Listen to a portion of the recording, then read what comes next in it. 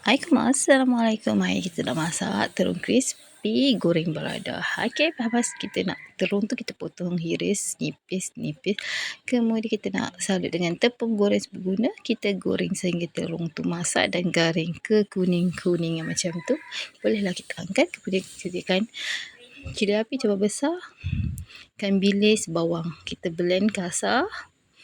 Kita tumis dengan minyak sehingga garing. Okey, masukkan sikit belacan. Kemudian kita kacau sehingga pecah minyak.